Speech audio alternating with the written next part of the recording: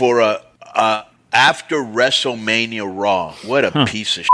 Yeah. Yeah. The Viking Raiders, that was it? That was your big surprise? That was very disrespectful. Yeah. People were saying that on Twitter the whole time. This is the worst night after Mania ever. And I they didn't do it in front of fans. The whole thing was you're supposed to have the fans there doing their chants. Yeah. Yeah. So I watched this in bits and pieces because I heard it was atrocious. Yeah. Okay, so I just watched the YouTube version, and they show the segment where Riddle is running around a scooter. Then Lashley has to interact with him when he's acting like a child and challenging him to a match when he should just like smack him. You know, like seriously. Right. Well, how much better would that have been if Bobby left, like he was doing the computer and act like an idiot, and Bobby Lashley smacked the out of him.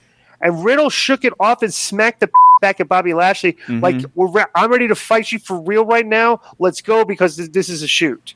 Well, not just that. Well, and then have a bunch of people come in and break them up. Right. Well, not just that, but here's the problem. When you look at it visually, it looks like a grown man against a little kid on a scooter, right? And why would they even have a match? Lashley should just... But this guy's a former UFC fighter. I know, but isn't that fascinating? We're watching, but the visual picture of fans that don't watch this show are looking at like exactly what you described. Yeah. And the reality is, you have an actual shoot tough guy that has very quirky and acts kind of weird, but he can fight for real and like should be looked more as a threat. You know, it's like crazy. So that leads into, I guess they open up the show with the match between the two of them. The match wasn't that good. It was just like a one-sided beatdown. Bro, look at what happened to Riddle since he won the title. Yeah, I don't think he won a match. I think he lost a couple non-title matches and then got beaten and just got squashed out. This is brutal. You know, he's still got heat. He's still got heat. The only guy he was beating wasn't he beating like Gulak or whatever, the guy from Retribution? Yeah. Yeah. So next the show really picks up in intensity right now because they interview Rhea Ripley, who cuts a very decent promo. When I believe her, she talks serious. Okay, she doesn't talk like a goof. Right. And she said said what the fans saw at WrestleMania was the brutal new order of the women's division. She would prove it again that she was ready for Asuka. She's got another match against Asuka tonight. Okay, so now they do the lights. Cedric Alexander and Shelton Benjamin, who like what was it, a month ago they were flying high on the top faction in WWE, and now they're what? Right, they got beat by the Viking Raiders. They're standing out there and they're introducing the Viking Raiders like it's the return of the Rock. Yeah. They do the lights off and the lights back on like we're supposed to pop, while these guys are walking out looking like in Halloween costumes. Yeah. Basically, was the heavier one? I forget which one it is. It doesn't look like. Okay, what does it look like closer to? Gear, wrestling gear, or Halloween costumes? Yeah, Halloween. Was the bigger one always that heavy? Because he looked really big to me. Like, damn, I don't remember him being that heavy. I don't know.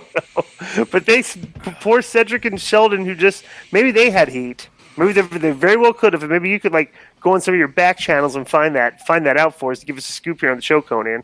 Since you're actually this was another match that wasn't good.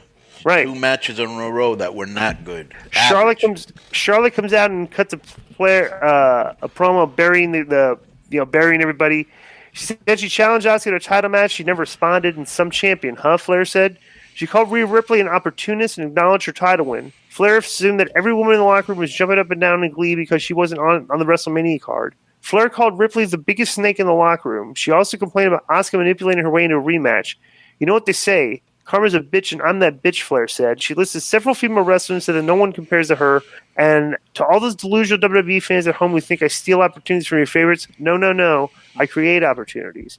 And she said she wouldn't apologize for being that damn good. And so enjoy your little title match that I should have been in. So, of course, Rhea Ripley and Asuka wrestle each other, and based on what Charlotte Flair said, what do you think the finish of this match is going to be? Yeah, Charlotte got involved in the finish. Yeah, got involved in the finish. No contest. They wrestled 11 minutes. It was a good 11 minutes, but they should have done she should have done a surprise attack in this and cut that similar promo after this. Would have been a more logical way to describe this. Yeah, you're right. Yeah. What did you think of the promo though? It was a good promo. Yeah, it's weird. I saw she's a good heel. You can tell she is a good heel. Yeah, I thought you could tell there's a shoot confidence in her voice when she's talking about the other girls. Yeah. Because her dad was like that. Mm-hmm. You know, her dad had that thing. You know, he knew that like he was the man. Like when he says to be the man, you got to beat the man. Like he knew that he was the best worker, and knew it. And like he would kind of shoot on the other guys like for a shoot. in promos because he knew he in his mind he was better. Yeah. And she's probably she's got that same gene in her body. And she was telling the truth, too, because once she was removed from the card, there really was probably a bunch of the girls going, oh, there's a spot open. Yeah. But it was weird to me because I thought it was good, and a lot of the feedback I saw on Twitter was negative. Like, it's the worst promo she ever cut and that, and I was like, I didn't see that. I didn't see that at all, No, I did not.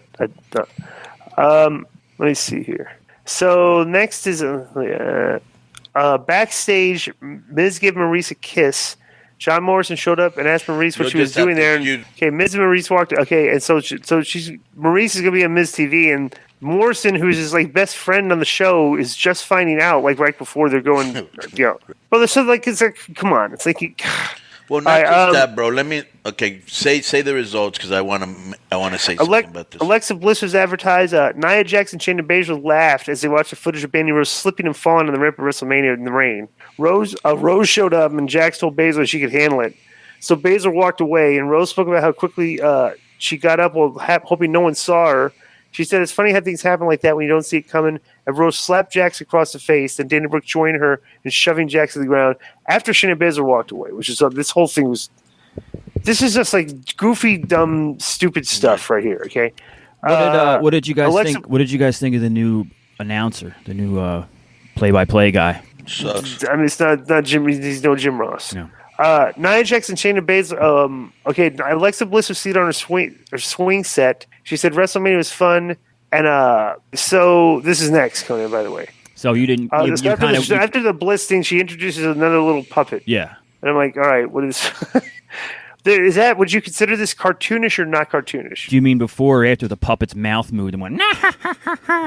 Just the whole thing. Little is cartoonish. It cartoonish or not cartoonish? Yeah, it's extremely cartoonish, right? Yeah, big time. The Miz was introduced, followed by Maurice, and they were seated on chairs in the ring while Miz welcomed the viewers to Miz TV. Miz boasted he was the most talked about entertainer all of entertainment, and he raved about his wife, and they hyped the season premiere of their show for After Raw. By the way, did you see their show did a higher rating than AEW? No. Yeah. Well, Morrison pitched the idea of a spinoff involving him. Miz reminded Morrison that he's in tonight's episode. Miz said everyone is talking about how he turned Bad Bunny into a WWE superstar, and he said Bad Bunny couldn't have done what he did without his tutelage. Miz had still shots shown from the WrestleMania match, and Damian Priest made his entrance and spoke from the stage. Priest said he was Bad Bunny's tag team partner. He doesn't want to take credit away from him, but he said Bad Bunny was successful because he put in the work. Priest told Miz that the headlines around the world read Bad Bunny beats Miz. And Miz asked Priest where his name was in those headlines. They have an exchange. Maurice pointed out that they could both fight Priest. Priest said they were idiots. He said he was fine with the idea of facing them in a handicap match. He said they could make the headline right away. So then he wrestles them in a handicap match, and they beat him, of course, because what do you think with Maurice out there? What do you think was going to happen in this match? Yeah, distraction. And Priest would. Then the story is here that Priest would have beat him, but he got distracted by Maurice, where he probably any sensible person would never have been distracted by Maurice, and he lost the match. So poor Priest doesn't get screwed, in my opinion. He looks stupid. Yeah, and Miz's pants got ripped in the thing. Or... Oh yeah. Bro, let me tell you. Here's the other thing. Yeah. Here's the other thing. So let me see if I got this right. You're trying to push a new Latino superstar because you had none on WrestleMania either night, right? Mm-hmm. And the minute Bad Bunny leaves, he takes the loss. I mean, right? You just what type of talk about elevating somebody? Yeah.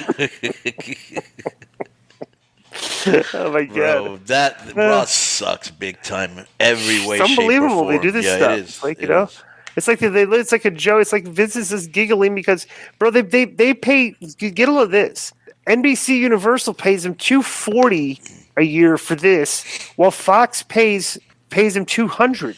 Like they get more for this. They get more TV rights for this show than they do for Fox. And this it's like, and then they're like trolling the USA people with the product they put on there. You know, because if they were like, if you would think that like USA Network's paying, but they're paying actually $80 an hour. So they'd be paying like $160 for the first 2 hours and another $80 for they're paying extra. Bro, well, but, if you did better stuff, you'd make more money. And you know what happens when the ratings start going down? I just thought about this, right? Because they feel that they're worth $200 an hour or $200 an hour, right? That they feel that maybe USA should be paying them $300 instead of $240. Right. Right? Okay.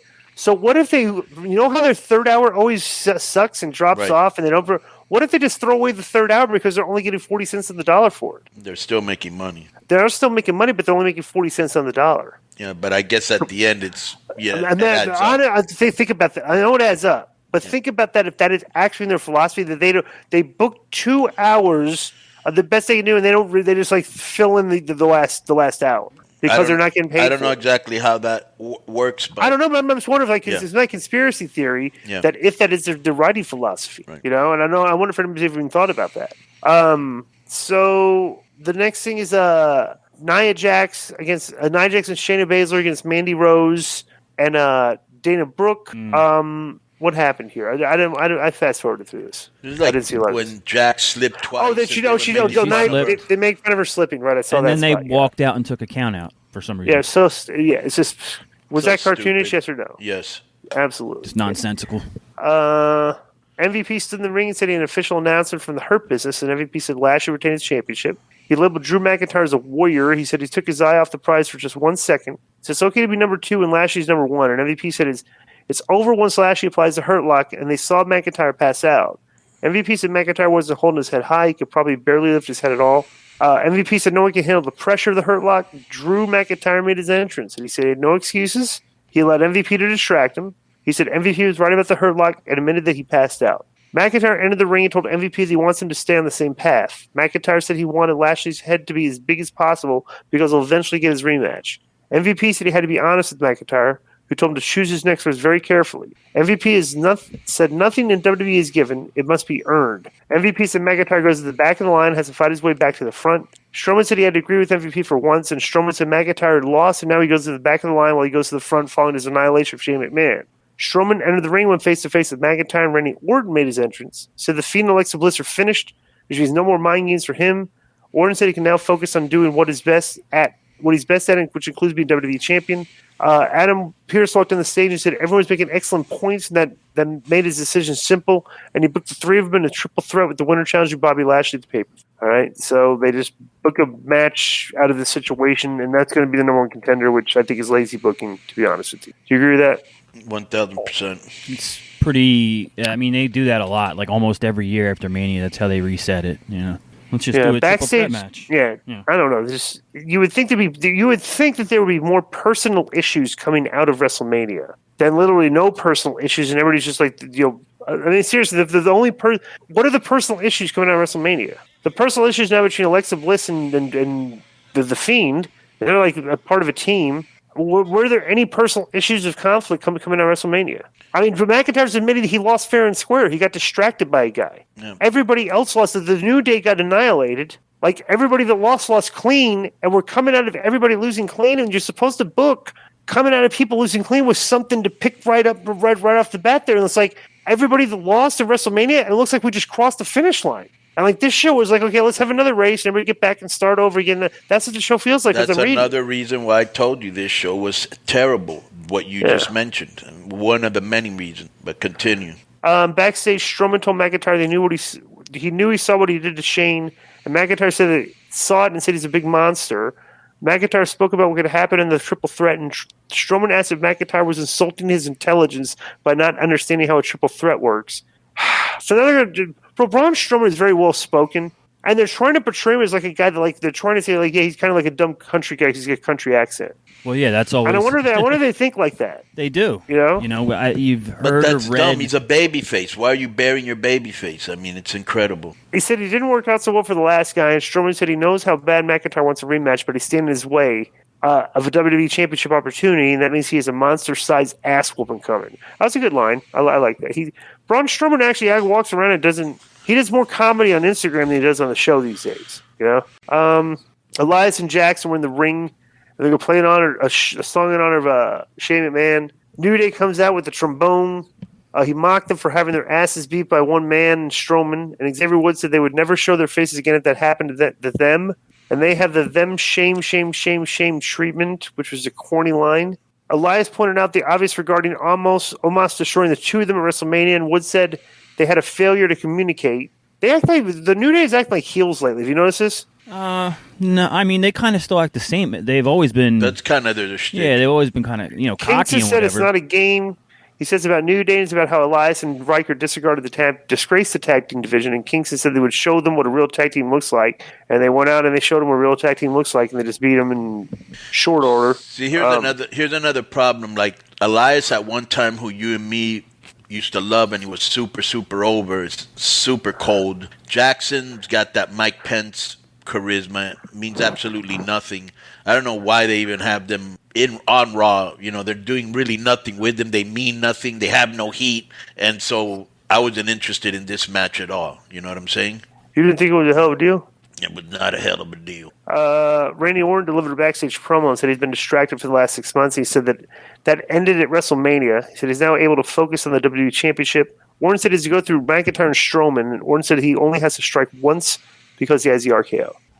So after the break, they're doing the Firefly Fun House, and it's the usual puppets are present. Sweater wearing Bray Wyatt returned. He said it felt good to be back in the Fun House with his friends.